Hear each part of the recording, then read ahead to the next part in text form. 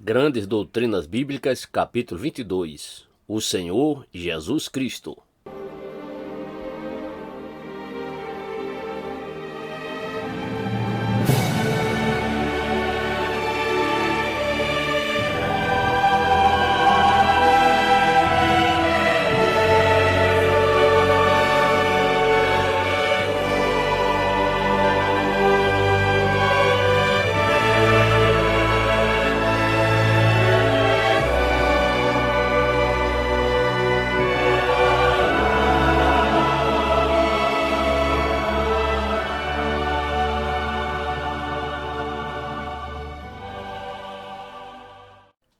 Ao final de nosso último estudo sobre a doutrina do grande pacto da graça, concluímos enfatizando o fato de que o pacto, em ambas as suas dispensações, sempre aponta para a pessoa de nosso Senhor e Salvador, Jesus Cristo.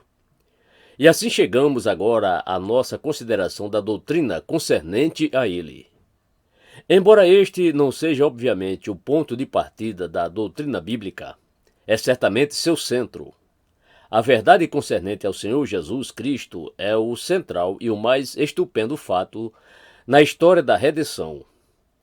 Esse fato se sobressai como o único evento em toda a história. Esta verdade concernente a ele é o maior e o mais espantoso evento de todos. Não é só isso. Já vimos diversas vezes que toda a história aponta para ele e para este evento. Tudo quanto antecedeu este evento aponta para frente. Tudo quanto aconteceu após este evento aponta para trás.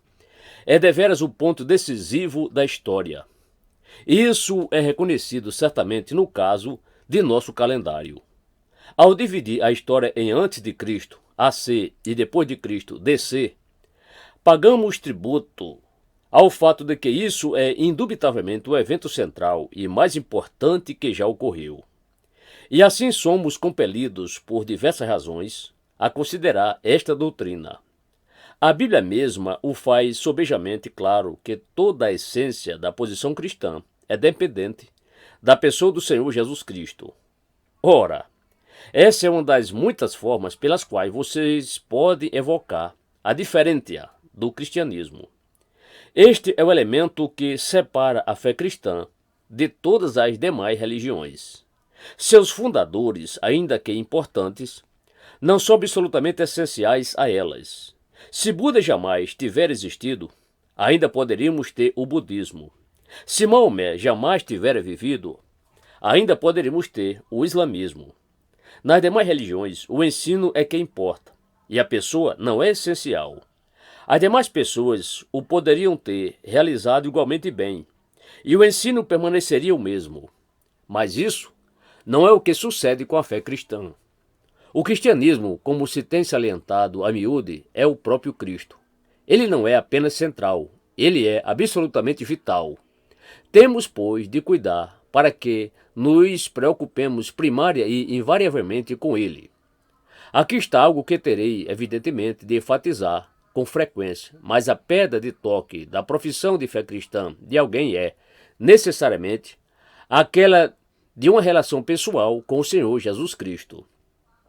O que evidencia imediatamente que tantos dos que se chamam cristãos e não são, é o fato de Cristo, como pessoa, não ser absolutamente essencial para eles. Estou me referindo aqui a pessoas que pensam que um cristão é apenas um bom homem ou uma boa mulher. Obviamente, é possível ser uma boa pessoa sem mesmo mencionar o Senhor Jesus Cristo. Mas no cristianismo ele é vital, e se a verdade a seu respeito não for verdade, toda posição se desvanece. Ora, isso é algo que ninguém pode enfatizar demasiadamente. A fé cristã está inteiramente voltada para ele, para quem ele é, para o que ele tem feito, e para o que fez válido e possível para nós. E assim vocês descobrem a vital importância de termos plenamente claro em nossas mentes e de sermos absolutamente certos sobre todas essas coisas. Portanto, não apresento nenhuma apologia por fazer uma colocação tão dogmática e tão abrupta quanto essa. Para mim, aqueles que se desculpam em dizer tal coisa são duvidosamente cristãos, se é que de fato são cristãos. Há certa intolerância acerca da fé cristã, expressa pelo apóstolo Paulo nestes termos: mas, ainda que nós mesmos, ou um anjo do céu, vos anuncie outro evangelho, além do que já vos tenho anunciado, seja anátema. Gálatas 1, verso 8. E nós temos de afirmar a mesma coisa. A verdade é clara, é bem definida, é perfeitamente definida, e devemos ter certeza, pois, com respeito ao que cremos sobre ele. Não basta dizer, eu creio em Cristo. O que cremos sobre Cristo? Qual é o ensino acerca dele? Essa é a nossa preocupação agora. Ora, o próprio Novo Testamento nos exorta a proceder assim. Por que razão vocês creem que os 4 evangelhos foram escritos? Com certeza, não pode haver qualquer hesitação quanto à resposta a tal pergunta. Foram escritos pela ação de Deus que fez com que homens os escrevessem e os guiava através do Espírito, enquanto escreviam a fim de que a verdade concernente ao Senhor Jesus Cristo pudesse ser conhecida com exatidão.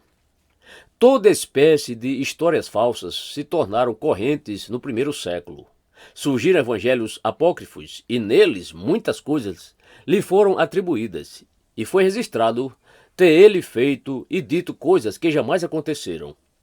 Então os evangelhos foram escritos para definir a verdade, a fim de excluir certas falsidades, bem como firmar esses outros fatos com exatidão e clareza. Lucas, na introdução ao seu evangelho, afirma esse fato. E vocês perceberão que João, no final do seu evangelho, diz virtualmente a mesma coisa. Estes, porém, foram escritos para que creiais que Jesus é o Cristo, o Filho de Deus. João 20, 31.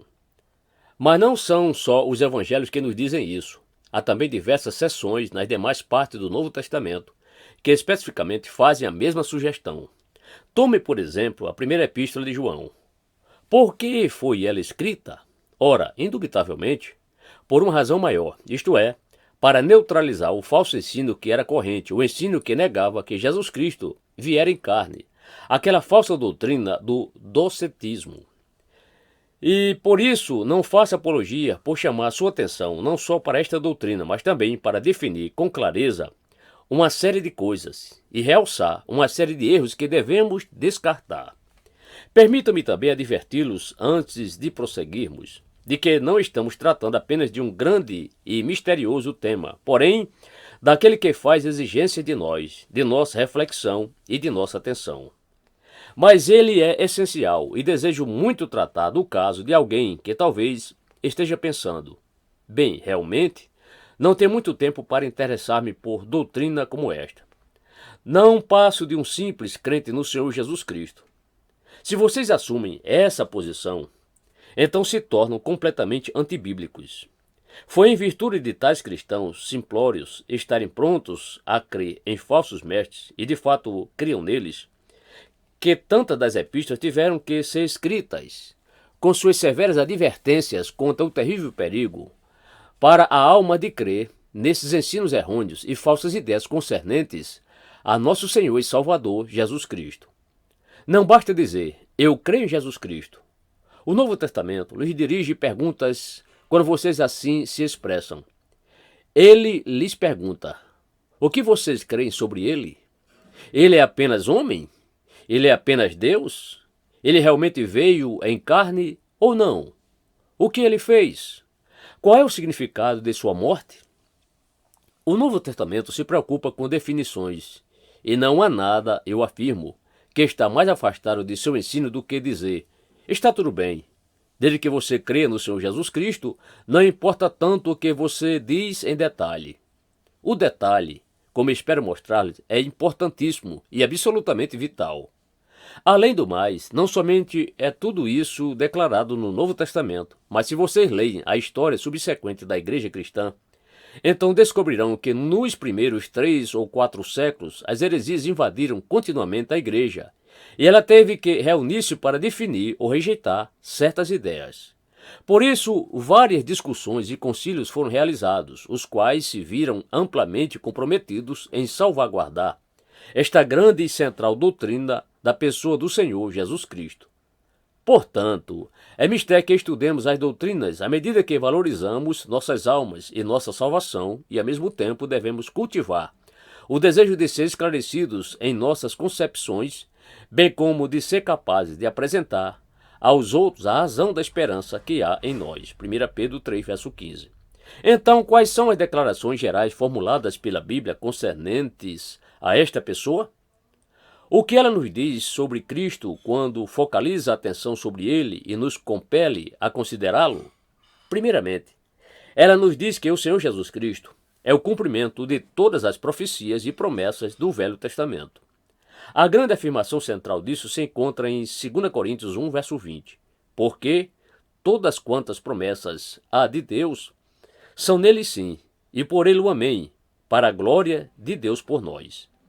Eles vêm para uma focalização, para um ponto convergente nele. Ora, não posso conduzi-los através de todas essas promessas e profecias em detalhes. Gostaria simplesmente de selecionar algumas que, evidentemente, são as mais importantes, a fim de estabelecer este ponto. Por exemplo, como já vimos, ele é o cumprimento da promessa que foi feita no Jardim do Éden, onde Deus disse que a semente da mulher esmagaria a cabeça da serpente. Gênesis 3, verso 15. Há também promessa feita a Abraão, em Gênesis capítulo 17, sobre a posteridade.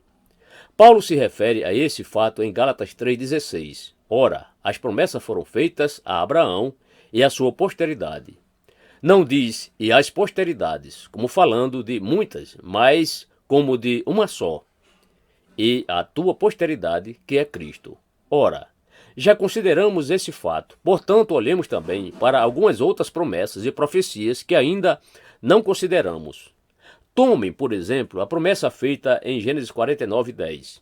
O cetro não se arredará de Judá, nem o legislador dentre seus pés, até que venha Siló, e a ele se congregarão os povos. Essa é uma promessa tremenda e uma afirmação muitíssimo vital, a qual cumpriu-se literalmente na vinda do Senhor Jesus Cristo. É um fato da história que o cetro e o legislador permaneceram com Judá até o ano 70 depois de Cristo. E então, com a destruição de Jerusalém e a dispersão da nação judaica entre as nações, esse não foi mais o caso. O cetro do legislador permaneceu aí até que ele veio, e então se foi, nesse sentido externo. E do mesmo modo, esta afirmação, e a ele se congregarão os povos, obviamente, se cumpriu. E se cumpriu tão somente no Senhor Jesus Cristo. Embora nasceu da descendência de Davi segundo a carne, Romanos 1, verso 3, todas as nações vieram a ele. Ele é o Salvador do mundo. Focalize em seguida a profecia de Daniel, capítulo 9, versos 24 a 26. 70 semanas estão determinadas sobre o teu povo e sobre a tua santa cidade, para extinguir a transgressão e dar fim aos pecados, e para expiar a iniquidade e trazer a justiça eterna, e selar a visão e a profecia, e para ungir o santo dos santos. Sabe e entende. Desde a saída da ordem para restaurar e para edificar Jerusalém até o Messias, o príncipe 7 semanas e 62 semanas. As ruas e as tranqueiras se reedificarão, mas em tempos angustiosos. E depois das 62 semanas será tirado o Messias, e não será mais. E o povo do príncipe, que há de vir, destruirá a cidade e o santuário, e o seu fim será como uma inundação. E até o fim haverá guerra. Estão determinadas assolações. Ora, eis uma profecia muitíssimo vital. É sempre consensual que semanas aqui significam semanas de anos. Portanto, é-nos mistério que haveria essas 70 semanas de anos, significando um total de 490 anos. Antes de tudo, é-nos dito que haverá 7 semanas de anos, 49 anos, antes de ser reconstruída a cidade, o que aconteceu com exatidão. Em seguida, que haverá 62 semanas, que representam aos 434 anos, depois da reconstrução da cidade, e então o Messias aparecerá. Façam seus cálculos e vocês descobrirão que tudo isso coincide com a vinda do Senhor Jesus Cristo. E em seguida, é-nos dito que haverá um período de 1 semana, 7 anos, e que na metade do mesmo, ele será eliminado, 3 anos e meio. Ora, Vejam aí, novamente, outra grande profecia, não só apontando para ele, mas obviamente cumprindo-se claramente nele. A seguir, tomem certo número de profecias acerca do seu nascimento. Primeiramente, somos informados sobre algo em relação ao tempo de seu nascimento. O versículo que já citei, de Gênesis capítulo 49, demonstra isso, como fazem também os versículos de Daniel capítulo 9. E vocês descobrirão a seguinte profecia do profeta Ageu: a glória desta última casa será maior do que a da primeira, diz o Senhor. Ageu 2, verso 9, referindo-se ao fato de que ele não apareceu na primeira casa, entretanto, apareceria nesta última. E em seguida temos uma afirmação muitíssimo vital em Malaquias 3, verso 1, onde o profeta diz: eis que eu envio o meu anjo, que preparará o caminho diante de mim.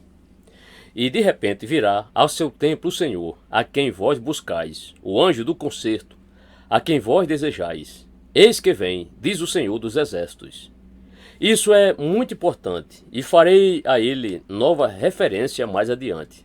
Além do mais, vocês devem estar lembrados de que em Miqueias 5, verso 2, temos uma profecia exata em referência ao lugar de seu nascimento, que seria em Belém. Somos informados também que ele seria da tribo de Judá e da casa e família de Davi. Leiam Jeremias 23, versos 5 e 6 e encontrarão aí tal afirmação. Então em Isaías 7,14 somos informados que ele nasceria de uma virgem. Ora, sinto-me fortemente tentado a deter-me aqui e tratar deste caso. Há considerável discussão sobre isto porque a Revised Standard Version rejeitou a palavra virgem e se reporta a uma jovem. Não obstante, temos de prosseguir, e creio que não é conveniente parar e buscar evidência para esse caso agora. Contudo, posso assegurar-lhes que a erudição está plenamente certa de que tal mudança é injustificável e que realmente significa virgem. A essência do argumento é isto: o profeta está prometendo um sinal, e um sinal é obviamente algo incomum. Ora, não é nada incomum que uma jovem casada tenha um filho. Tal coisa não seria um sinal. Se uma virgem, porém, tem um filho, isso sim, seria incomum e um sinal. Portanto, independentemente do significado de palavras, o contexto como um todo faz perfeitamente claro que a referência deve ser a uma virgem.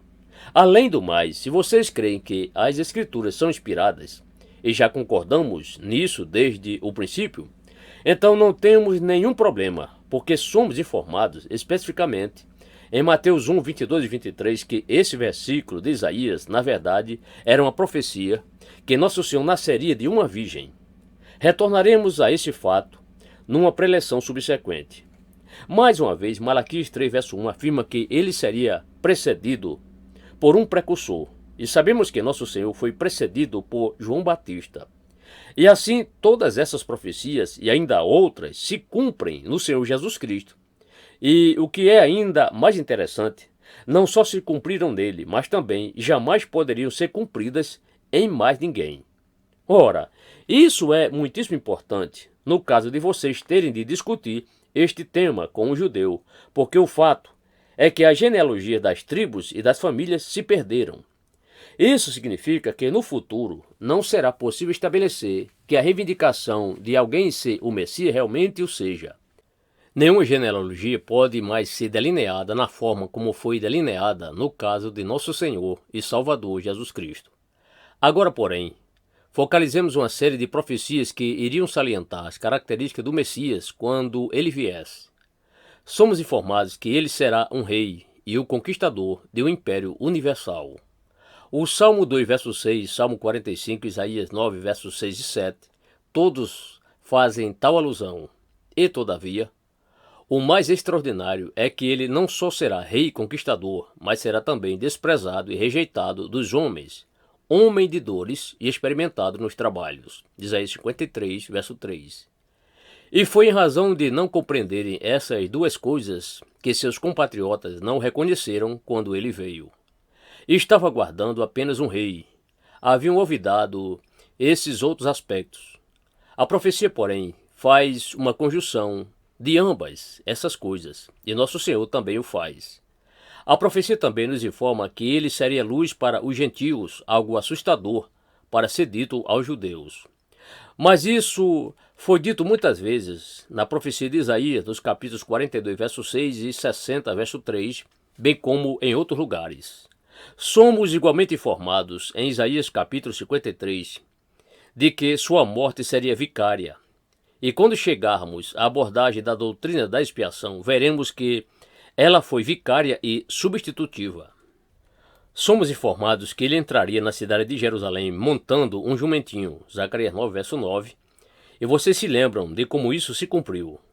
Somos informados que ele seria vendido por 30 moedas de prata, e que, com o valor, adquirir-se-ia um campo de oleiro, Zacarias 11, versos 12 e 13. Somos informados que sobre suas vestes lançar-se-ia sorte, Salmo 22, 18. Somos informados que em seu sofrimento seria-lhe dado vinagre para beber, Salmo 69, verso 21. Somos ainda informados que ele pronunciaria certas palavras na cruz. Deus meu, por que me desamparaste? Salmo 22, verso 1. O Salmo 22, verso 6 afirma que suas mãos e pés seriam traspassados. E Zacarias 12, verso 10 adiciona: olharão para mim, a quem traspassaram, e o prantearão. E somos informados em Isaías 53, verso 9, que ele teria sua sepultura com os perversos e com o rico em sua morte, e sabemos que ele foi sepultado no túmulo de José de Arimateia. Em seguida, temos toda uma série de profecias concernentes à sua obra, por exemplo, sua obra como profeta. Deuteronômio 18, 18 nos informa: eis lhes suscitarei um profeta do meio de seus irmãos, como tu. Isso foi dito a Moisés. E desde então, os filhos de Israel esperaram por esse profeta, e os judeus muitas vezes inquiriam se porventura Cristo era ele. Somos informados que ele seria também sacerdote. Vocês encontrarão isso em Isaías 53, 10 e em Daniel 9, 24. E somos informados que ele seria rei. Leiam a grande profecia de Daniel 2, versos 44 e 45. A rocha cortada da montanha sem o auxílio de mãos, que esmaga todos os demais reinos e que conquista e enche o mundo inteiro. É uma profecia sobre nosso Senhor, que um dia viria como rei. E assim sua obra é profetizada, profeta, sacerdote e rei. E dessa forma, a primeira grande afirmação da Bíblia concernente a ele consiste em que as profecias apontam para ele e que ele é o seu cumprimento. Mas, em segundo lugar, a Bíblia também nos exorta a considerá-lo, porque ele é o único por meio de quem podemos ser reconciliados com Deus e por meio de quem podemos conhecer a Deus. Lemos em Hebreus 12, 24, que ele é o mediador da nova aliança. Ele disse de si mesmo: eu sou o caminho e a verdade e a vida. Ninguém vem ao Pai senão por mim. João 14, verso 6. Alguém que diz uma coisa dessa natureza deve ser contemplado e considerado. Se valorizamos nossa salvação e queremos conhecer a Deus, então temos de atentar para tal pessoa. Depois da sua ressurreição, ele disse: assim está escrito, e assim convinha que o Cristo padecesse, e ao terceiro dia ressuscitasse dos mortos, e em seu nome se pregasse o arrependimento e a remissão dos pecados em todas as nações. Lucas 24, versos 46 e 47. Nada pode ser mais claro do que isso. E então Pedro, quando era julgado, reivindicou para ele: e em nenhum outro há salvação, porque também debaixo do céu nenhum outro nome há, dado entre os homens, pelo qual devamos ser salvos. Atos 4, verso 12. E temos a afirmação feita por Paulo em 1 Timóteo 2, verso 5, porque há um só Deus e um só mediador entre Deus e os homens, Jesus Cristo, homem. Eis aí, pois, a reivindicação que é feita por ele alhures, que nele e somente nele conhecemos a Deus e somos reconciliados com Deus, e é tão somente nele, pois, que podemos ser salvos. A terceira grande razão que a Bíblia nos dá para o considerarmos é que ele sustenta todas as coisas em suas mãos. Todo o poder lhe foi dado no céu e na terra. Mateus 28, 18. Ele é detentor de todo o poder, domínio e autoridade. No Apocalipse capítulo 5, somos informados de que ele é o único que pode controlar e abrir os selos. Não houve ninguém suficientemente forte para quebrar os selos do livro da história, exceto o leão da tribo de Judá, o cordeiro, que uma vez foi morto. Contudo, ele pode fazer isso, e ele o faz. Em 1 Coríntios 15, 26, somos informados que ele reinará até que Deus ponha todos os seus inimigos debaixo de seus pés. Também em Efésios capítulo 1, versos 22 e 23, somos informados especificamente que Deus sujeitou todas as coisas a seus pés e sobre todas as coisas o constituiu como cabeça da igreja, que é o seu corpo, a plenitude daquele que cumpre tudo em todos. É algo realmente notável e tremendo imaginar que toda a história está nas mãos desta pessoa. Tudo o que acontece neste mundo se acha sob o seu controle, tudo sem exceção. Ele é o Senhor da glória e o Senhor da história. E ele se assenta à mão direita de Deus na autoridade e na glória de Deus. E então a razão final que a Bíblia nos dá para o considerarmos é que ele é aquele por meio de quem o mundo será julgado. E esse é o ponto no qual todos nós estamos vitalmente envolvidos. Ele reivindicou isso para si mesmo. Em João 5,27 ele diz: E, isto é, o Pai, deu-lhe o poder de exercer o juízo porque é o Filho do Homem. Paulo, ao pregar aos sábios atenienses, diz: Porquanto tem determinado um dia em que com justiça há de julgar o mundo por meio do varão que destinou. E disso deu certeza a todos, ressuscitando-o dos mortos. Atos 17, 31. O Pai confiou a ele todo o julgamento. Leiam o livro do Apocalipse, vocês notam a mesma coisa novamente retratada em seus símbolos e na riqueza de suas figuras. O Senhor da história será o juiz do mundo inteiro. Essas são, pois, as razões gerais apresentadas pela Bíblia, pelas quais todas as pessoas devem considerá-lo. Considerem a Jesus. Olhem para esta pessoa. Portanto, aceitemos o convite. O que mais a Bíblia nos diz sobre ele? Ora, aqui chegamos à primeira subdivisão da doutrina bíblica concernente ao Senhor Jesus Cristo. Ela é o que comumente se chama a doutrina da encarnação. Aqui, obviamente, está um tema grandioso.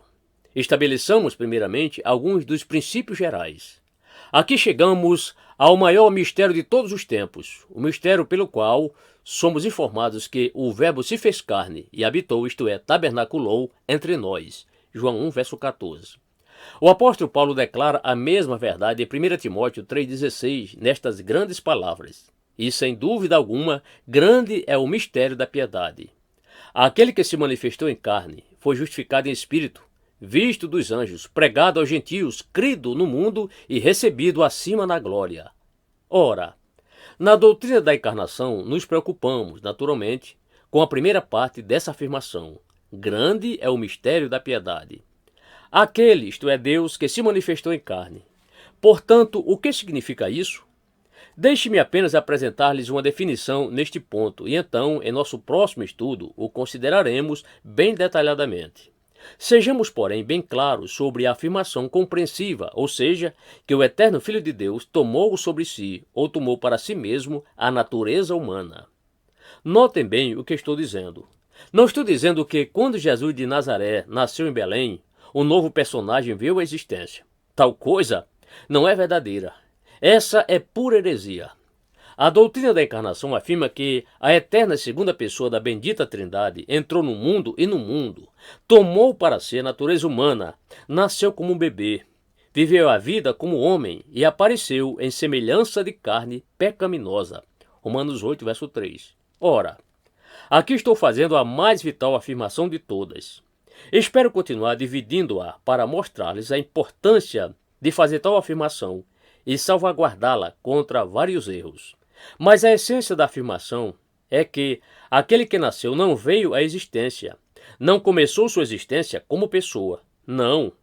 Foi esta eterna pessoa, o Filho de Deus, que agora assumiu essa forma e entrou na vida dos homens no mundo. Há numerosas e grandes afirmações nas Escrituras que a colocam assim e a enfatizam. A mais notável, evidentemente, que teremos de considerar mais detalhadamente mais adiante, é aquela grande passagem de Filipenses 2, versos 6 e 8. Mas há muitas profecias no Velho Testamento que a colocam na mesma forma. Diz Malaquias: Mas para vós que temeis o meu nome, nascerá o sol da justiça, e salvação trará debaixo das suas asas. Malaquias 4, verso 2. E já temos considerado todas essas outras afirmações que falam de sua vinda e aparecimento. Não começou em Belém, Ele veio da eternidade, do seio do próprio bem-aventurado Deus e entrou na vida, no tempo e na história dessa forma particular. Temos que deixá-la nesse ponto agora. Mas acaso vocês notaram a progressão de ideias, a progressão de nossos pensamentos? Algo tem que ser feito por Deus antes que o homem possa ser salvo. Temos a garantia no pacto de que será feito, e o pacto aponta para esta pessoa, Jesus. Ele está no centro da Bíblia. Ela exige que o consideremos pelas razões que já lhe apresentei. E quando visualizarmos mais detidamente, veremos quão gloriosa e espantosa a verdade é esta, e porque ela ocorreu na forma como ocorreu. Em seguida continuaremos a considerar os detalhes, os quais envolverão a consideração da doutrina do nascimento virginal. Depois disso, precisamos considerar a informação que temos de sua deidade e humanidade, e como estas duas se conciliam ou coexistem numa só pessoa. E assim nos veremos mergulhados diretamente no meio desta muitíssimo maravilhosa e gloriosa doutrina concernente ao mistério e à maravilha da pessoa do Senhor Jesus Cristo.